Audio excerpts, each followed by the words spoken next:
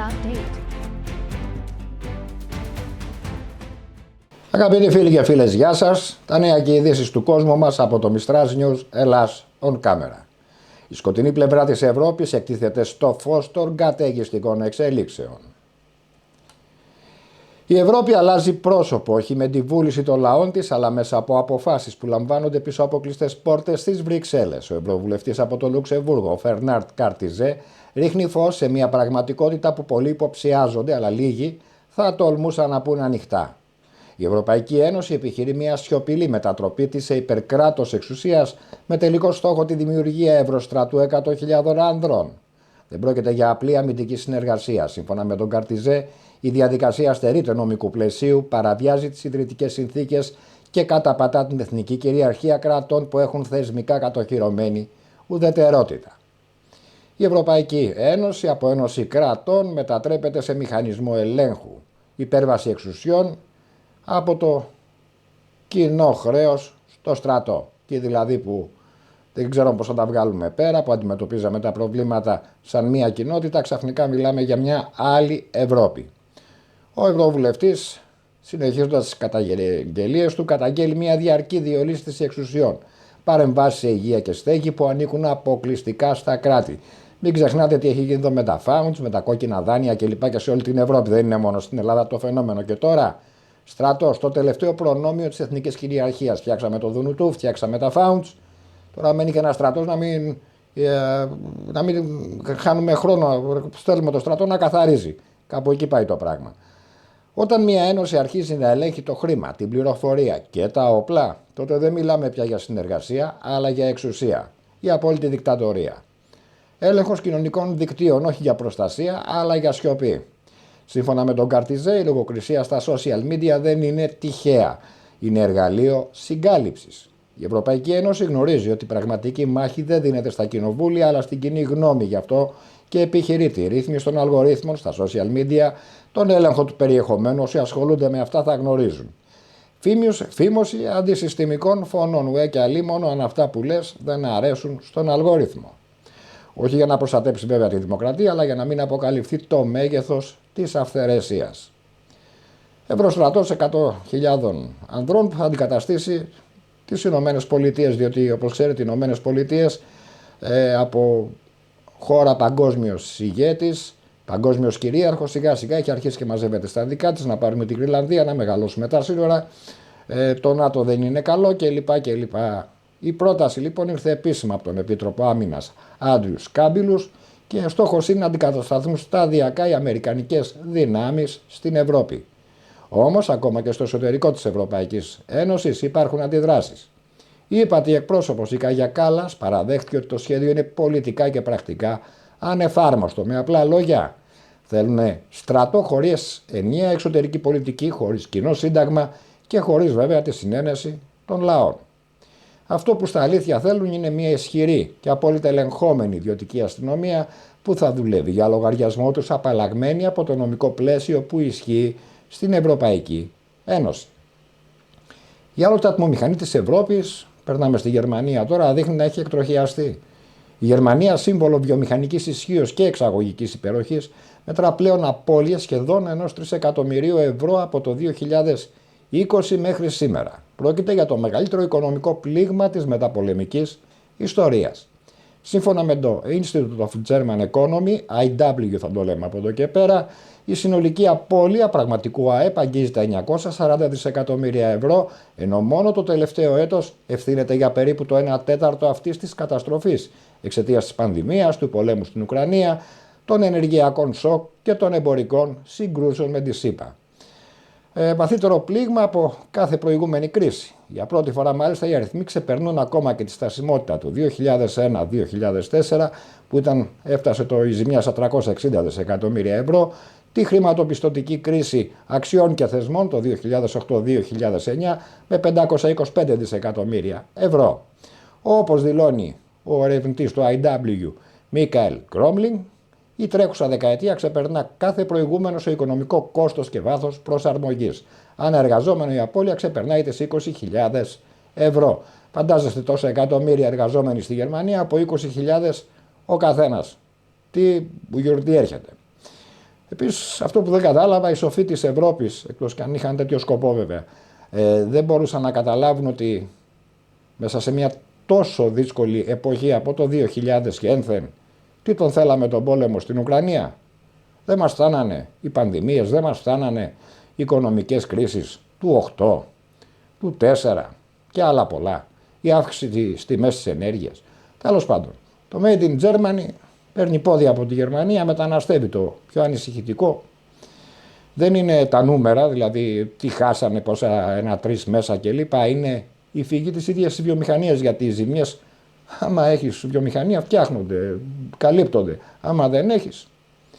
Οι γερμανικές λοιπόν επιχειρήσεις, πιεσμένες από υψηλό ενεργειακό κόστος, πράσινους κανονισμούς, πράσινη ενέργεια, πράσινα άλογα, γραφειοκρατία και αμερικανικούς δασμούς, μεταφέρουν παραγωγή, έρευνα και επενδύσεις στην Κίνα. Ο γνωστός οικονομολόγος Χερμάν Σιμών είναι ξεκάθαρος. Αν χάσουμε την Αμερική πρέπει να κερδίσουμε την Κίνα. Και αυτό ακριβώς συμβαίνει.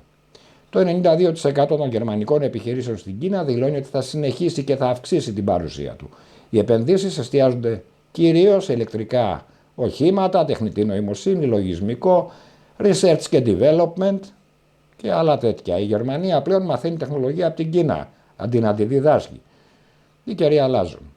Όταν, όπως το παραδέχεται και ο Μιχαήλ Μπος, από την Automotive Cluster Berlin, τα κινέζικα ηλεκτρικά οχήματα βρίσκονται πλέον σε παγκόσμιο επίπεδο συχνά μπροστά από τα γερμανικά, θα έλεγα πάντα.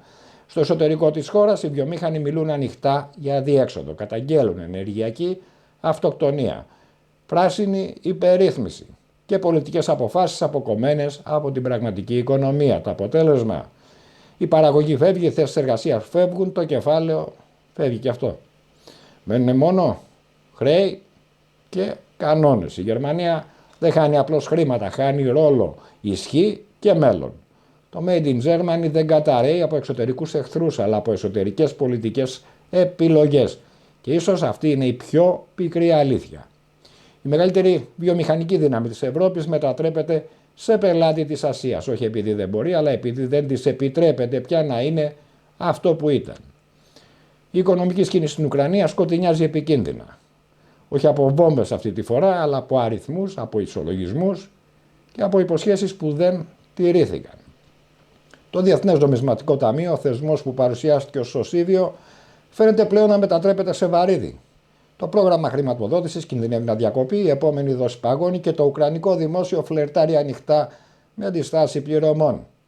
Καταλαβαίνετε τι θα γίνει αν σε μια χώρα σε πόλεμο, με τέτοια καταστροφή στις υποδομές, σε ανθρώπινο δυναμικό, σε θεσμούς, αν λοιπόν εκεί έρθει και το δούνου του, πώς θα γίνουν τα πράγματα. Αντίο Ουκρανία θα έλεγα. Ο επικεφαλής της Επιτροπής Οικονομικών της Βερκόβνα Ράντα, ο Ντανίλο Γκετμάνστεφ, μίλησε χωρίς περιστροφές. Βρισκόμαστε στο χείλος μιας χρηματοοικονομικής καταστροφής και δεν υπερβάλλει. Χωρίς την εκταμείευση των κεφαλαίων του Διεθνούς Νομισματικού Ταμείου, η Ουκρανία κινδυνεύει να μείνει χωρίς ρευστό για βασικές λειτουργίες του κράτους, μισθούς, συντάξεις, κοινωνικά επιδόματα, δημόσιες υπηρεσίες. Το κράτος μπορεί να μην έχει χρήματα ούτε για να πληρώσει τους ίδιους του τους πολίτες. Το Διεθνές Νομισματικό Ταμείο, από την άλλη, απαιτεί νέες μεταρρυθμίσεις. Μεταφρασμένες στη γλώσσα της πραγματικότητας, περισσότεροι φόροι, λιγότερες αντοχές.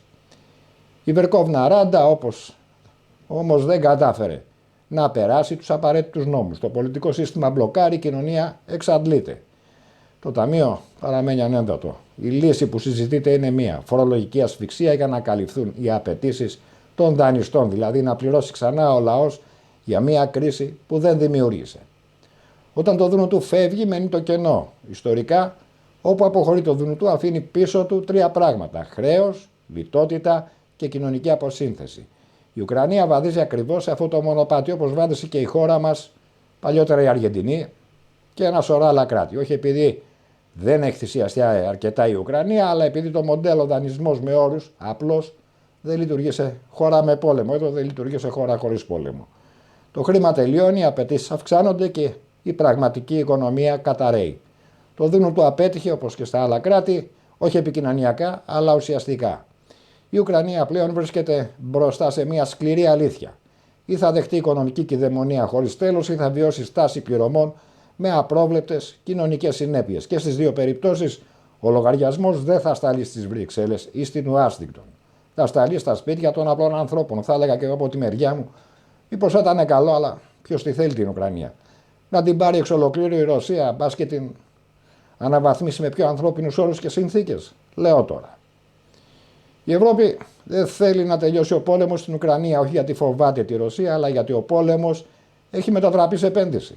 Ο πρόεδρος της Διεθνούς Διάσκεψης Ασφαλείας του Μονάχου, Wolfgang Ischinger, το παραδέχτηκε χωρίς περιστροφές. Αν τελειώσουν οι εχθροπραξίες, θα αυξηθεί, λέει, η πίεση στο ανατολικό μέτωπο του ΝΑΤΟ και εκεί τα πράγματα σοβαρεύουν και η Ευρώπη θα βρεθεί σε δυσμενή θέση. Βέβαια, αφού ούτε στρατό έχει, ούτε αντιαεροπορική άμυνα έχει, ούτε λεφτά έχει.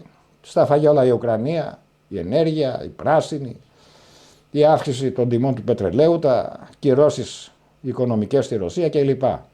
Ο πόλεμος λοιπόν λειτουργεί ως ασπίδα συμφερόντων. Πίσω από τα μεγάλα λόγια περί ευρωπαϊκής άμυνας κρύβεται μια πολύ πιο ομή πραγματικότητα. Η Ουκρανία έχει ήδη φορτωθεί με δεκάδες δισεκατομμύρια χρέους. Έχει υποθηκεύσει την γη της, τις υποδομές της, την ενέργειά της, ακόμα και το λιμάνι της. Και μιλάμε για μια χώρα με τεράστιο πλούτο ορυκτό, αγροτικό κλπ. Και έχει και ωραίες κοπέλες.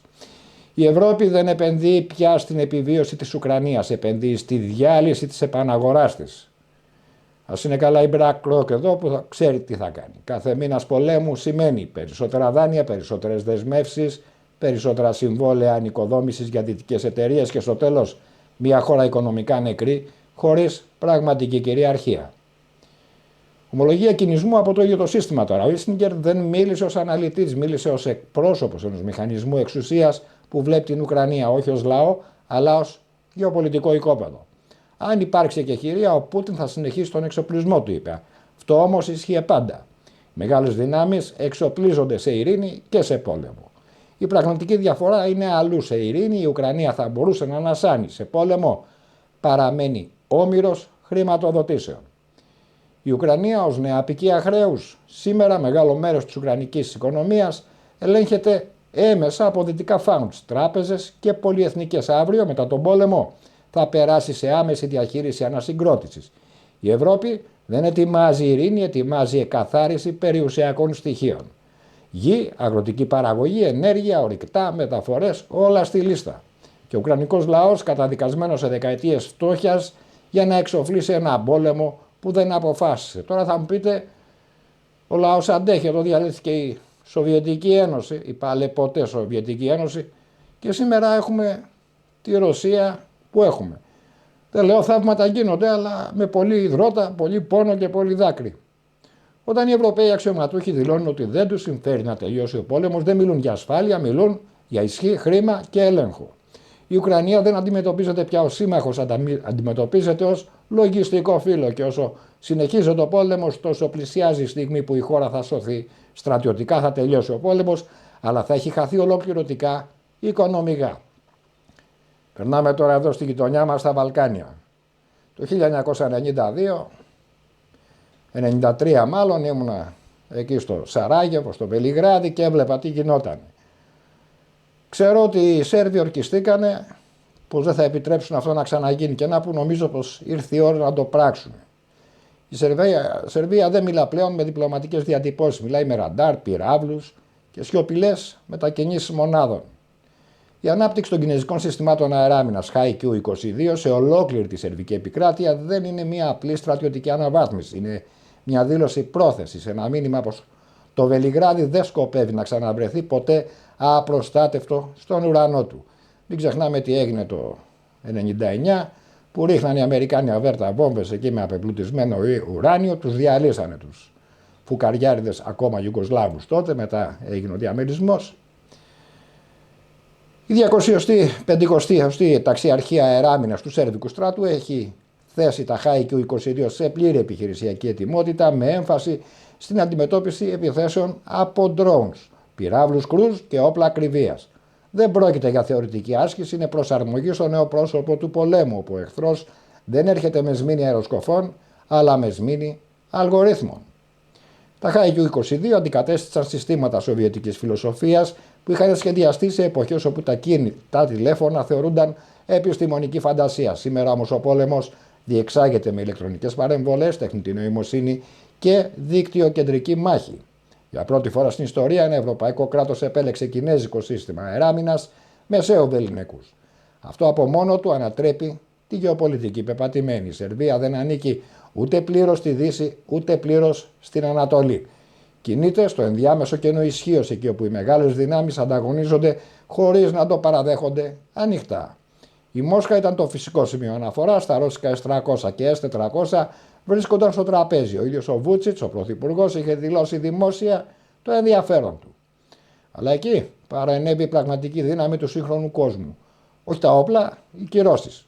Η Ευρωπαϊκή Ένωση και οι ΗΠΑ ξεκαθάρισαν ότι μια ρωσική επιλογή θα είχε βαρύ οικονομικό κόστος. Έτσι το Βελιγράδι στράφηκε στην Κίνα, όχι από ιδεολογία, αλλά από στρατηγικό ρεαλισμό. Το Χάικιου-22 ήταν η μοναδική λύση που συνδύαζε τεχνολογία, χρηματοδότηση και πολιτική ανοχή. Τα συστήματα αυτά έχουν εμβέλεια 100 χιλιόμετρων, πλήττουν στόχους σε ύψη 27 χιλιόμετρων και με ταχύτητες που φτάνουν τα 3 μάχα, αλλά η πραγματική τους ισχύ δεν βρίσκεται στους αριθμούς, βρίσκεται στη μνήμη, είναι αυτό που σας έλεγα πριν. Η Σερβία δεν ξεχνά τον βομβαρδισμό του 1999, δεν ξεχνά τα νοσοκομεία, τα μέσα ενημέρωσης, τις γέφυρες, δεν ξεχνά τον ΝΑΤΟ να πετά χωρίς αντίπαλο. Ήμουνα τότε εκεί και το 1993 όπως σας είπα και πραγματικά τα μέσα ενημέρωσης έπαιξαν ένα πολύ βρώμικο παιχνίδι. Γι' αυτό λοιπόν και ο πρωθυπουργός ο Βούτσιτς δήλωσε δεν θα επιτρέψουμε ποτέ ξανά να είμαστε σάκος του box για κανέναν. Πολύ βαρύγδουπη και πολύ υπεύθυνη αυτή η δήλωση του Βούτσιτς. Αυτό δεν είναι σύνθημα, είναι εθνικό τραύμα. Τραύμα που μετατράπηκε σε δόγμα άμυνας. Φοβερός συνδυασμός. Η επίγεια αεράμινα ενισχύθηκε, η αεροπορία όμως παραμένει ερωτηματικό. Τα γαλλικά Ραφάλ έρχονται χωρίς πλήρη οπλισμό, χωρίς τους πυράβλους Μέτεωρ. Έτσι το κινέζικο J-10C αρχίζει να ακούγεται όλο και περισσότερο ως εναλλακτική, όχι μόνο ως μαχητικό αλλά ως συμπλήρωμα του οικοσυστήματος Χάικιου-22. Ένα πλήρες κινέζικο δίκτυο αεράμινας από τον ουρανό μέχρι το έδαφος. Η Σερβία δεν προετοιμάζεται για επίθεση, προετοιμάζεται για να μην ξαναβομβαρδιστεί ποτέ. Και αυτό, φίλοι μου, πιστεύω ότι το έχει πετύχει σε μεγάλο βαθμό. Σε έναν κόσμο που οι συμμαχίες είναι ρευστές και οι εγγυήσεις προσωρινές, το Βελιγράδι επέλεξε να στηριχτεί όχι σε λόγια αλλά σε συστήματα. Και αυτή τη φορά ο ουρανός της Σερβίας δεν είναι πλέον ανοιχτός, είναι κλειδωμένος. Φίλες και φίλοι, αυτές ήταν οι ειδήσεις για σήμερα. Μείνετε συντονισμένοι, οι εξελίξεις τρέχουν. Από εμένα γεια σας και να είστε όλοι καλά με αυτούς που αγαπάτε.